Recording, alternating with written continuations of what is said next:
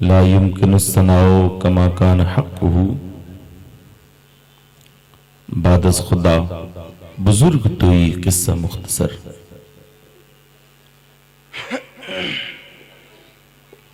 یا رسول اللہ بعد از خدا بزرگ توئی قصہ مختصر، کیونکہ مختصر سی میری کہانی ہے،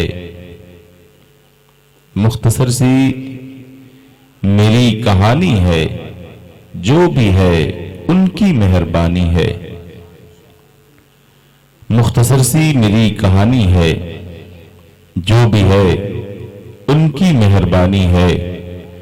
اور جتنی سانسوں نے ان کا نام لیا، جتنی سانسوں نے ان کا نام لیا، بس وہی میری زندگانی ہے. جتنی سانسوں نے ان کا نام لیا، بس وہی میری زندگانی ہے. کیونکہ انجم کی ضو نہ شمس و قمر کا ظہور تھا، انجم کی ضو نہ شمس و قمر کا ظہور تھا. آنکھیں بھی جب نہ تھی تو محمد کا نور تھا، آنکھیں بھی جب نہ تھی تو محمد کا نور تھا. میرے آقا مخبر صادق ارشاد فرماتے اپنے غلاموں سے کہ جب تم اپنے مکان میں داخل ہوا کرو پہلے سلام پیش کیا کرو. غلاموں نے عرض کیا سرکار مکان میں کوئی موجود نہ ہو تب. باتیں وہی جو آپ سنتے رہتے ہیں، لیکن ضرورت اس بات کی ہے کہ ہم اسے اپنی زندگی میں عمل میں لے آئیں. بڑی بات ہے مسلمانوں، آج ہم نے اس قدر اپنے آپ کو شریعت کے بتائے ہوئے راستے سے الگ کر لیا ہے کہ ہم خود ہی یہ فیصلہ نہیں کر پاتے کہ کیا ہم مسلمان ہیں.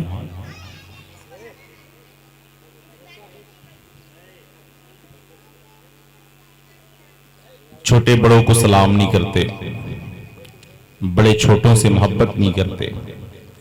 جو اخلاق کا ہمارا طریقہ تھا، جو اصول تھا، جو ہمارے اسلاف نے ہمیں زندگی گزارنے کا طریقہ دیا تھا، آج ہم اس سے بالکل الگ اپنی زندگی گزار رہے ہیں. لیکن ضرورت اس بات کی ہے ان محفلوں کو سجانے کا، ان محفلوں کے انعقاد کا سب سے بڑا جو مقصد ہوتا ہے وہ یہ ہوتا ہے کہ ہم اپنی زندگی میں انقلاب لے آئیں. کل تک جن نیکیوں سے ہم بہت دور رہا کرتے تھے، آج ہم جب ان محفلوں سے اپنے گھر کو جائیں تو اپنے قدم کو ان نیکیوں کی طرف بڑھاتے ہوئے نظر آئیں، تاکہ ان محفلوں کا جو مقصد ہے، جو معاملہ ہے، وہ کم سے کم اپنی کامیابی کی منزل کی طرف روا دوا نظر آئے. اور یہ تب ہوگا جب ہر محفل میں آنے والا شخص، ہر محفل میں بیٹھنے والا شخص جب اس محفل سے اٹھے تو کم سے کم اپنی زندگی میں انقلاب پیدا کرے. کل تک اگر وہ مسجد کی طرف نہیں جاتا تھا تو محفل کے اختتام کے بعد کم سے کم اتنا ارادہ کر لے کہ کل سے انشاءاللہ ہم فجر کی نماز سے ہی نماز شروع کر دیں گے. کل تک اگر وہ اپنے بڑوں کی عزت نہیں کرتا تھا تو کم سے کم دل میں یہ ارادہ ہونی چاہیے کہ اب انشاءاللہ ہم نے جو غلطیاں کی اللہ اسے معاف کرے، لیکن آئندہ اب ہم ایسی غلطیوں کو نہیں کریں گے. ہم اپنے بچوں سے پیار کریں گے، اپنے بڑوں کا احترام کریں گے، ہم سلام کو عام کریں گے. کیونکہ یہ میرے آقا کا فرمان ہے. میرے آقا فرماتے ہیں کہ جب تم اپنے مکان میں داخل ہوا کرو نا تو پہلے سلام پیش کیا کرو. غلاموں نے عرض کیا یا رسول اللہ اگر مکان میں کوئی موجود ہو تب تو ہم سلام کریں، لیکن اگر کوئی مکان میں موجود نہ ہو تب تو آقا ارشاد فرماتے ہیں تب بھی سلام پیش کیا کرو. اب غلاموں نے پوچھا سرکار مکان میں کوئی موجود نہ ہو، ہم سلام کسے کریں؟ یہ آپ کے ذہن میں بھی ایک سوال ہوگا، آپ بھی سوچتے ہوں گے کہ ظاہر سی بات ہے کہ اگر کوئی سامنے ہو تو بات سمجھ میں آتی ہے، کوئی موجود ہو تو بات سمجھ میں آتی ہے کہ ہم اسے سلام کریں. لیکن اگر کوئی موجود ہی نہ ہو تو ہم سلام کسے کریں؟ تو فرمان مصطفیٰ سنیں اور مچل جائیں، اپنے مقدر پہ آپ رشک کریں، فخر کریں کہ آپ اللہ کے حبیب کے امتی ہیں. بڑے مقدر کی بات ہے مسلمانوں. یہ ہر شخص کے مقدر میں نہیں آتا، ہر کسی کے مقدر میں یہ مرتبہ نہیں آتا کہ آپ اللہ کے اس محبوب کے امتی ہیں، قسم خدا کی جس کے امتی ہونے کی دعائیں انبیاء نے کی تھی، آپ اس اللہ کے حبیب کے امتی ہیں۔ بس یہی بات اگر آپ سمجھ لیں تو اپنے مرتبے کو آپ سمجھ جائیں گے، اپنے مقام کو آپ سمجھ جائیں گے، اپنی حقیقت کو آپ سمجھ جائیں گے۔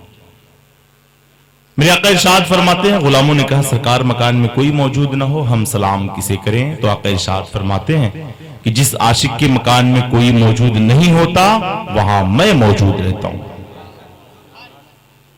جس کے مکان میں کوئی نہیں ہوتا وہاں میں رہتا ہوں۔ تو آئیے فرمان مصطفیٰ کی روشنی میں ایک دوسرے کے قریب ہوں۔ السلام علیکم ورحمۃ اللہ تعالی وبرکاتہ۔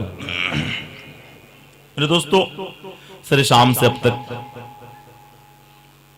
نہ تو منقبت آپ سماعت کر رہے ہیں، محفل کا آغاز خدا کے مقدس کلام سے ہوا، اس کے بعد یکے بعد دیگرے مداحان مصطفیٰ آپ کی محبتوں کی دہلیز تک پہنچتے رہے اور آپ انہیں محبتوں سے سماعت کرتے رہے۔ بڑی اچھی بات ہے اور بڑی خوشی کی بات ہے کہ آج کے اس پرفتن دور میں ان نوجوانوں کے دل میں یہ جذبہ ہوا، یہ خیال آیا کہ ہم جس نبی کا کلمہ پڑھتے ہیں، ہم جس اللہ کے حبیب کے امتی ہیں، اس نبی کے ذکر کی محفل کو ہم سجائیں گے۔ ہم اپنے گھر کا جشن مناتے ہیں، اپنے یہاں کوئی خوشی کی بات ہوتی ہے تو ہم محفلوں کا انعقاد کرتے ہیں، لیکن ان تمام تر کمیٹی کے نوجوانوں کو اللہ سلامت رکھے کہ ان کے دل میں یہ خیال نہیں آیا کہ ہم اپنے گھر والوں کی بات کریں گے، بلکہ دل میں یہ خیال آیا کہ اللہ کے حبیب کے ذکر کی محفل کو سجا کر کے پوری رات اللہ رسول کے ذکر کی محفل میں بیٹھے۔ جہاں ہمارے نوجوان آج کی اس پرفتن دور میں بالکل دنیا کی طرف کھچے ہوئے چلے جا رہے ہیں، تو یہ بڑی بات ہے کہ آپ کے گھر کے، آپ کے محلے کے، آپ کے بچوں کو اللہ نے وہ جذبہ عطا کیا کہ شوق بھی ہوا تو ایسا شوق ہوا کہ ہم محفل اگر سجائیں گے تو ذکر کی محفل سجائیں گے، ہم کسی دنیا دار کی بات نہیں کریں گے بلکہ دونوں عالم کے مالک و مختار کی بات کریں گے۔ اللہ آپ سب کو سلامت رکھے جس نے بھی جس طریقے سے اس محفل میں حصہ لیا، کیونکہ یہ اللہ کے رسول کے ذکر کی محفل ہے۔ درود پاک پڑھ لیں تو اس کے بعد انشاءاللہ بھائی جناب ساجد رضا زنگی پوری ہیں، بھائی راشد رضا جو آپ بہتر جانتے ہیں، بڑا ہی خوبصورت لہجہ ہے جو بڑی خوبصورتی کے ساتھ آقا کی مدح سرائی کرتا ہے، اور لہجہ ایسا ہے کہ ان کی لہجے کی زنجیروں میں قید ہو کر کے یہ تمام تر اردو ادبی کتابیں چہرے آپ کی محبتوں تک پہنچ رہے ہیں۔ ماشاءاللہ، اللہ ان کو بھی سلامت رکھے، اللہ آپ سب کو سلامت رکھے۔ بہت جلد یہ کہ بعد دیگرے یہ تمام تر اردو ادبی کتابی چہرے آپ کی محبتوں کی دہلیز پر نظر آئیں گے اور آپ انہیں محبتوں سے سماعت کریں گے۔ آئیے آقا کی بارگاہ میں درود پاک پڑھ لیں۔ اللہ رب محمد صلی اللہ علیہ وسلم نحن عباد محمد صلی اللہ علیہ وسلم صلاۃ و سلام علیک یا حبیب یا رسول اللہ صلی اللہ تعالی علیہ وسلم۔ میں نعت کا ایک شعر پڑھتا ہوں، اس کے بعد ماشاءاللہ ہماری جماعت کا ایک عظیم لہجہ بھائی ساجد رضا زنگی پوری کے پیکر میں ممبر شریف پہ تشریف رکھتا ہے، وہ آپ کی محبتوں تک پہنچنے والا۔ بس ایک شعر پڑھتا ہوں نعت کا۔ آپ یہاں بیٹھے ہیں تو کم سے کم اس بات کا احساس ہونا چاہیے کہ آپ یہی موجود ہیں۔ میں ایک شعر پڑھتا ہوں۔ یا الہی زندگی بھر بس یہی رشتہ رہے، یا الہی زندگی بھر بس یہی رشتہ رہے، میری سانسوں پر نبی کے ذکر کا قبضہ رہے۔ یا الہی زندگی بھر بس یہی رشتہ رہے، میری سانسوں پر نبی کے ذکر کا قبضہ رہے، اور شہر طیبہ دیکھنے کی ضد کروں میں بار بار، شہر طیبہ دیکھنے کی ضد کروں میں بار بار، جسم بوڑھا ہو بھی جائے دل مگر بچہ رہے۔ شہر طیبہ دیکھنے کی ضد کروں میں بار بار،